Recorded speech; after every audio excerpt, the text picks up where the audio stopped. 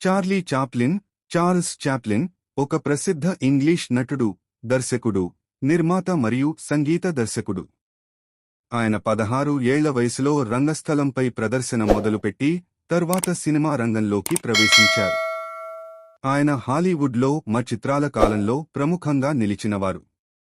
Charlie Chaplin 1889 April 16న లండన్లో జన్మించారు. ఆయన కుటుంబం నిరుపేద కాబట్టి చిన్నప్పటినుంచే కష్టాలు పడ్డారు. ఆయన తండ్రి మద్యం వ్యసనంతో మరణించగా తల్లి మానసిక రోగంతో బాధపడుతూ ఆసుపత్రిలో చేరింది. ఈ పరిస్థితుల్లో చాప్లిన్ తన సోదరుడు సిడ్నీతో కలిసి అనేక చిన్నపాటి పనులు చేశారు. చాప్లిన్ 1914లో కేడాటలోసెన్ అనే చిన్న చిత్రంతో హాలీవుడ్లో ప్రదర్శించారు. ఆయన చేసిన ది ట్రాంప్ పాత్ర ఆయనకు ప్రఖ్యాతి తీసుకువచ్చింది.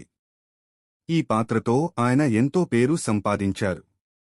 ఆయన అత్యంత ప్రసిద్ధ చిత్రాలలో the gold rush, city lights, modern times మరియు ది గ్రేట్ డిక్టేటర్ ఉన్నాయి. చాప్లిన్ 1977 డిసెంబర్ 25న స్విట్జర్లాండ్లో మరణించారు. ఆయన జీవితం తోటివారికి ప్రేరణగా నిలిచింది. ఆయన చేసిన సృజనాత్మక కృషి ప్రపంచ సినిమా చరిత్రలో చిరస్థాయిగా నిలిచిపోయింది.